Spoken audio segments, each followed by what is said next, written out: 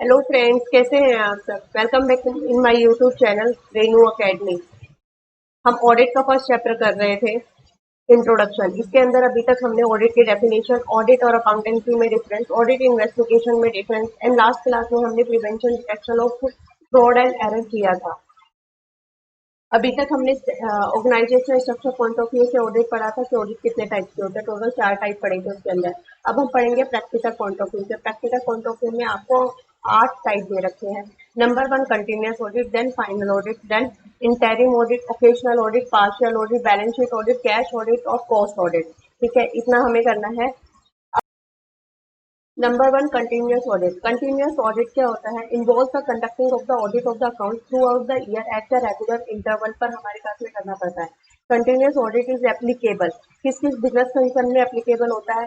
There the final accounts are prepare just after the close of the financial year. Close of the financial year पर जब हमारे पास में final account सीधा बनाए जाते हैं, वहां पर एप्लीकेबल होता है, जैसे कि बैंक हो गया। There the transaction are the many in the numbers and thus it becomes a necessity to get them audited at the regular interval। ठीक है, बहुत सारी हमारे पास में ट्रांजेक्शन है, तो इसी वजह से कंटिन्यूसली उनको ऑडिट करा जाता है। रेगुलर इंटरवल पर किया जाता है, वहां पर डिटेल में ऑडिट करना पड़ता है, कंटिन्यूसली करना पड़ता है। ठीक है, where the system of the internal check in operation is not satisfactory, मतलब इंटरनल चेक वहाँ के ठीक नहीं है। इंटरनली स्टाफ जो होता है वहाँ पे ठीक से नहीं कर रहा है, उसको चेक करने के लिए हमारे पास में कंटिन्यूस ऑडिट कराना पड़ता है। Where the statement of the accounts are prepared after every month of quarter to be presented to the management. ठीक है, where the sales affected at the very large, जहाँ पर सेल्स होती है वो काफी ज्यादा है, एक्सपेंडिचर भी काफी ज्यादा है, तो डिटेल में एक्सप्लेनेशन वेरिफिकेशन करने के लिए कंटिन्यूसली ऑडिट किया जाता है, ताकि पता लगा सके कहीं पे फ्रॉड और एरर तो नहीं है। एडवांटेजेस ऑफ कंटिन्यूस ऑडिट के हमारे पास में एडवांटेजेस क्या होते हैं? जैसे मैंने अभी बताया कि इजी और क्विक डिस्कवरी एरर और फ्रॉड की हो जाती है। Number 2, help the auditor in making the valuable suggestion. Continuously होता रहता है, तो उसके बाद में जो ऑडिटर जो होता है वो वैल्यूएबल सजेशन देने में हेल्प कर सकता है बिजनेस की। Auditor remains more in touch with the business, के टच में रहता है, मैनेजमेंट के टच में रहता है, मैनेजमेंट को टाइम टू टाइम वो इन्फॉर्मेशन देता रहता है और बताता रहता है कि कहाँ पर आपको कैसे इकोनॉमिकल और एफिशिएंट डिसीजन लेना है, ताकि वो कंपनी की ग्रोथ हो सके। Quick presentation of the accounts हो सके। एनुअल जनरल मीटिंग होती रहती है, तो वहाँ पर हमारे पास में ऑडिटेड अकाउंट्स लेने पड़ते हैं। Final audit account can be presented to the share holder soon after the close of the financial year. ठीक है, at the AGM. Keep the client staff regular. Staff जो होता है वो रेगुलरली अपने अकाउंट को अप टू डेट करता रहेगा, क्योंकि उसे पता है कि ऑडिटर चेक करना है, इसी वजह से।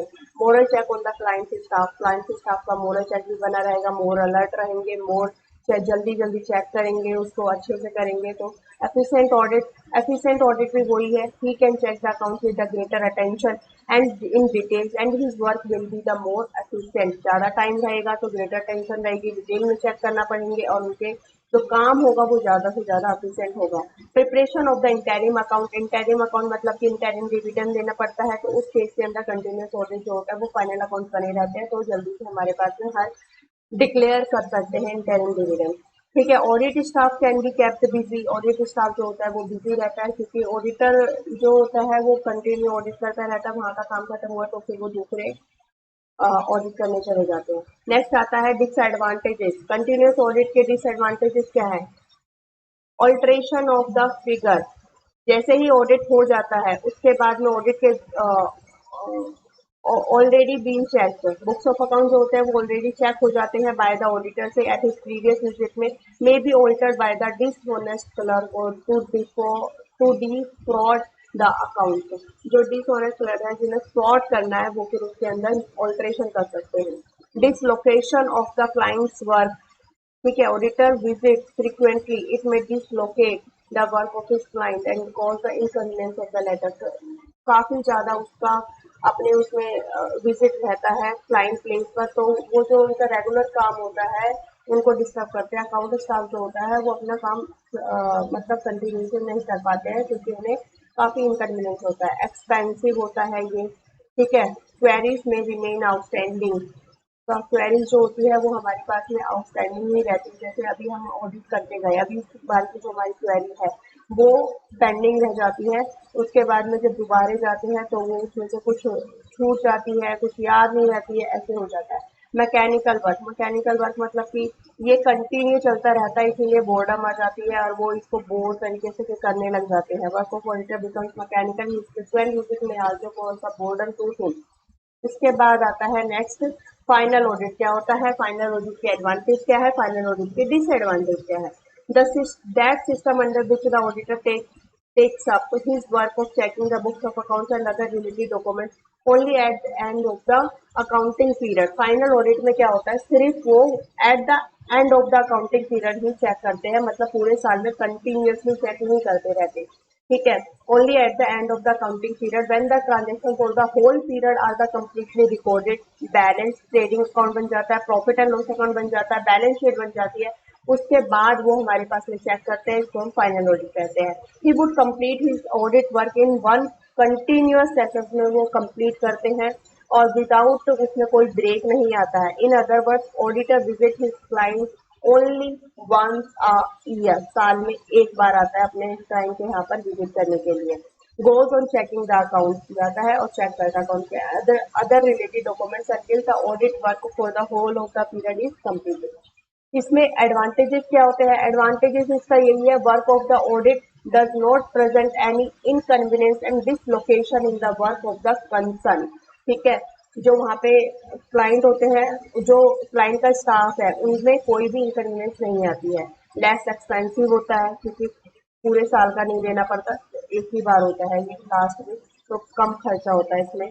मोर यूजफुल होता है स्मॉल बिजनेस के लिए, ठीक है। Periodical audit, periodical the work of the auditor can be finished quickly within a reasonable time होता है, कितने टाइम में आपको कंप्लीट करना है तो उसी रीजनेबल टाइम में वो कंप्लीट कर दिया जाता है। Audit work does not become the mechanical नहीं होता, ऑडिटर बोर्ड नहीं होता इसके अंदर। Undue collusion is not stabilize between the auditor and the clerk, के बीच में कोई भी अंडू कोल्यूजन नहीं होता है इसके अंदर, ठीक है। डिसएडवांटेजेस क्या होते हैं, और detail checking of account is not possible. अब जो वहां पे जो कंटिन्यूस ऑडिट के एडवांटेजेस थे वो इसके डिसएडवांटेज बन जाएंगे, और जो उसके डिसएडवांटेजेस थे वो यहाँ पर इसके एडवांटेज बन जाएंगे। वहां पे था कि डिटेल वेरिफिकेशन पॉसिबल होता है, यहाँ पे डिटेल वेरिफिकेशन पॉसिबल नहीं होता है। देखो आप है ना ऐसे करके इन दोनों में डिफरेंस निकाल सकते हैं। कभी कभी जब एग्जाम में डिफरेंस आ जाता है कि इन दोनों में डिफरेंस क्या होता है, तो आप ऐसे करके लिख सकते हैं कि उसमें डिटेल चेकिंग होता है, इसमें डिटेल चेकिंग नहीं होता। वो बोर होता है, उसमें बोर्डम हो जाता है ऑडिटर को, इसमें बोर्डम फील नहीं होता है, ठीक है। वो मैकेनिकल मतलब कि उसमें मैकेनिकल जैसा लगता है ऑडिटर को, इसमें do not become the mechanical नहीं हो पाता है। अब वो मोर एक्सपेंसिव होता है, ये लेस एक्सपेंसिव होता है, ठीक है। अब हम डिसएडवांटेज की करें तो जैसे कि there is a greater chance of error and the fraud, ठीक है। एरर फ्रॉड का ग्रेटर चांस होता है क्योंकि ये वंस इन अ ईयर हो जाता है, रेगुलर इंटरवल पर नहीं होता। वहां पर क्या होता है, ज्यादा चांस नहीं होता है एरर फ्रॉड का। If such a audit is undertaken in the large concern, it takes a more time to complete the audit and hence presentation of the auditor's report to the shareholder is delay। अगर large concern है, small concern के लिए तो ठीक है, लेकिन large concern है तो ज्यादा टाइम लेता है, तो ऑडिटर रिपोर्ट के लिए डिले हो जाती है, ऑडिटर अपनी रिपोर्ट बनाने में डिले हो जाता है। तो इससे क्या होता है, लेकिन जो शेयर होल्डर होते हैं वो एनेक्सेस होते हैं, उत्तेजित होते हैं डिविडेंड के लिए कि उन्हें डिविडेंड जल्दी से जल्दी मिल जाए, तो जो which cannot be declared until the final accounts have been prepared and audited। एक इंटरिम डिविडेंड होता है, एक फाइनल डिविडेंड होता है। फाइनल डिविडेंड हमारे पास में तभी मिलता है जब फाइनल अकाउंट बन जाते हैं, लेकिन अगर वो डिले हो जाएंगे तो उनका डिविडेंड भी डिले हो जाएगा। इसीलिए for such an audit is not practicable for big concern, बड़ी कंसर्न के लिए ये पॉसिबल नहीं है। आप स्मॉल कंसर्न में फाइनल ऑडिट करिए, अच्छा रहता है, ठीक है। अब हम करेंगे इसके कंटिन्यूस ऑडिट और फाइनल ऑडिट में डिफरेंस। हमने अभी उसको पढ़ते पढ़ते कुछ डिफरेंस देख लिए थे, आप वैसे इसमें भी देख सकते हैं। इसमें 3 डिफरेंस दे रखे हैं यहाँ पर। ऑडिटर और his staff for the purpose of the checking the account visit his clients eight the regular और इरेगुलर इंटरवल पर जाते हैं, ठीक है। लेकिन यहाँ पे फाइनल ऑडिट में एट द एंड जाते हैं। कंटिन्यूस ऑडिट में ऑडिट वर्क जो होता है वो ऑलमोस्ट साइमल्टेनियसली चलता रहता है with recording of the transaction, लेकिन उसके अंदर ऐसा नहीं होता। जब आपके अकाउंट होते हैं वो पूरे कंप्लीट हो जाते हैं, ट्रेडिंग अकाउंट बन जाता है, profit and loss balance sheet बन जाता है, सब कुछ कंप्लीट हो जाता है, आपका रिकॉर्डिंग के बाद ही फाइनल ऑडिट होता है। Continuous audit is commenced and carried on before the close of the financial period to which it is related। Final audit is undertaken when all the accounts have been recorded, balance, trading, profit and loss and balance sheet जब बन जाते हैं तो उसके बाद लिखा जाता है, जब हमने पढ़ा। ठीक है, और आप डिफरेंस इससे बना सकते हैं। आप डिफरेंस बना के मुझे कमेंट करिएगा, मैं देखूंगी कि आपने कैसे बनाए हैं।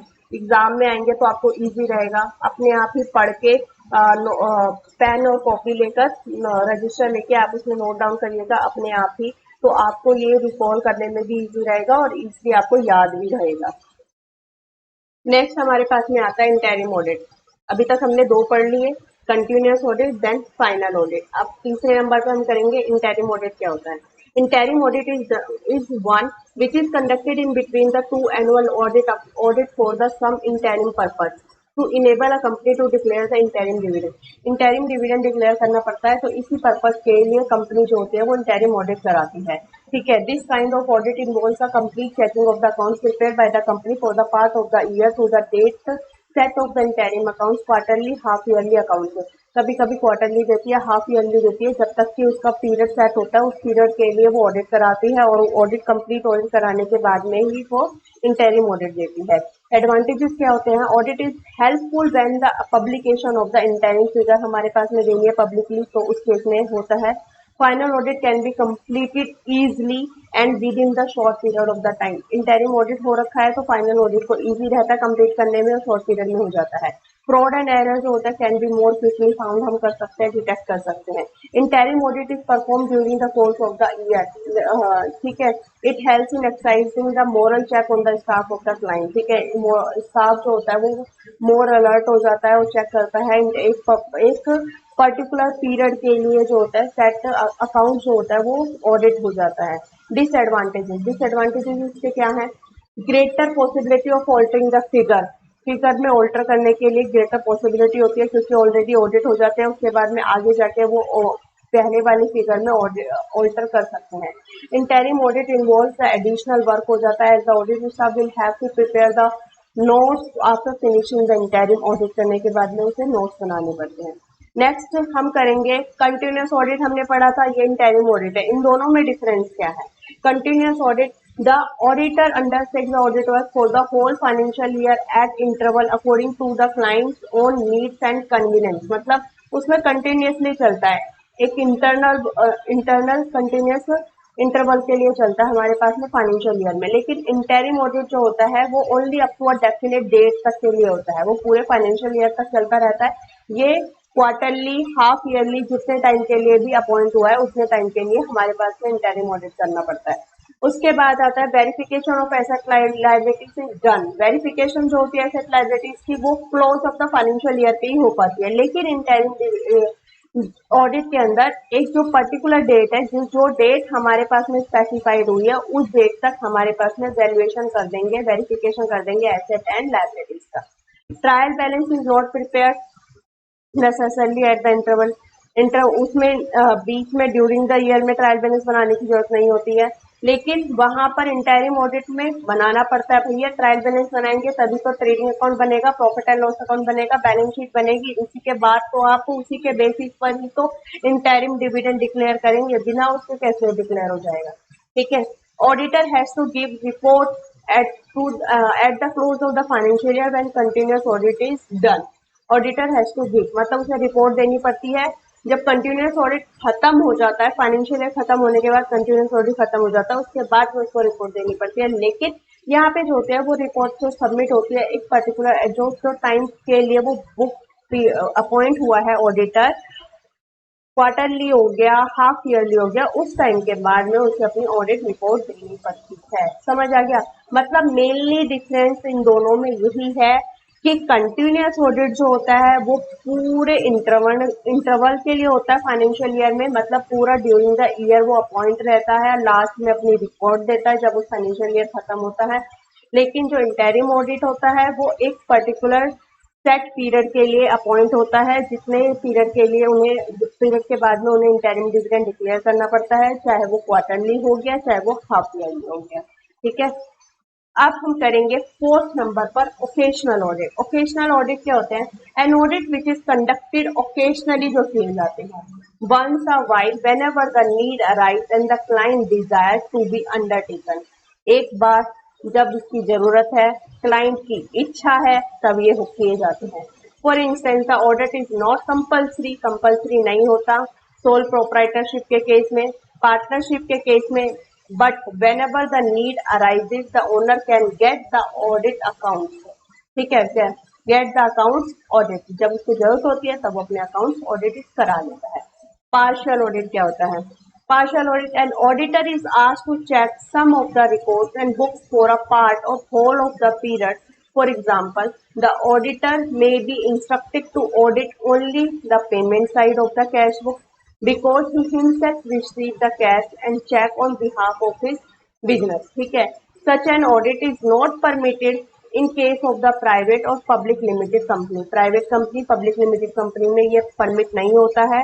पार्शियल ऑडिट होता है, मतलब कुछ पार्ट का ऑडिट करना पड़ता है, जैसे कि कैश बुक में पेमेंट साइड का उसको ऑडिट करना है। ठीक है, कुछ भी पार्ट में उठा लेगा उसका ऑडिट करना है। बैलेंस शीट ऑडिट क्या होता है? बैलेंस शीट ऑडिट वही मतलब कि जहां पर बैलेंस शीट आइटम हम चेक करते हैं। Auditor check the capital check करेगा, रिजर्व चेक करेगा, एसेट चेक करेगा, लायबिलिटीज चेक करेगा, जो भी बैलेंस शीट के आइटम होते हैं उनको चेक करता है, उसको कहते हैं बैलेंस शीट ऑडिट। अब जो बैलेंस शीट ऑर्डर, ठीक है, बैलेंस शीट के आइटम को चेक करता है, लेकिन बैलेंस शीट के कुछ आइटम ऐसे होते हैं जो कि trading and profit and loss account से रिलेटेड होते हैं, इसीलिए उसको trading and profit and loss account के वो आइटम भी चेक करने पड़ते हैं। जैसे कि फॉर एग्जाम्पल स्टॉक, स्टॉक हमारे पास में क्लोजिंग स्टॉक बैलेंस शीट में आता है और वहां पर हमारे पास में ट्रेडिंग अकाउंट में भी आता है। ठीक है, वहां पर भी हमारे पास में चेक करेंगे कि कितनी परचेज है, कितनी परचेज हमारे पास में कितनी इंक्रीज हुई है, तो उस हिसाब से हमारे पास में स्टॉक आएगा, तो इसी वजह से उसे परचेज की चेक करनी पड़ती है। So this item will have to be verified. This type of audit can be successful in those business concerns where the efficient system of the internal check and control is in operation. ये ज्यादातर US में किया जाता है, USA में किया जाता है।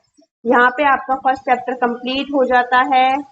कॉन्ग्रेचुलेशन, इसके अंदर हमने जितना किया है ये आप रिवाइज कर लीजिएगा, ये सारी वीडियो देख लीजिएगा। उसके बाद में मैं एक वीडियो डालूंगी ये पूरा चैप्टर कंबाइन करके इसके रिवीजन के लिए, ताकि आपको इजीली आप सिर्फ अपना हेडफोन लगाएं अपने कान में और वीडियो सुनते रहें, आपको क्लियर हो जाएगा। उसके बाद आप सिंपली रीड आउट कर ले। ठीक है, आपके पास में जो मटेरियल है उससे मैं हर जो भी मैं पढ़ाती हूँ क्लास में उसका लिंक मैं आपको डिस्क्रिप्शन बॉक्स में डाल देती हूँ, आप वहां से भी अपने फोन में अपने लैपटॉप में लिंक ओपन करके वहां से रीड कर सकते हैं। थैंक यू गाइस आज की क्लास के लिए, मिलते हैं नेक्स्ट क्लास में। Stay home, stay safe, bye.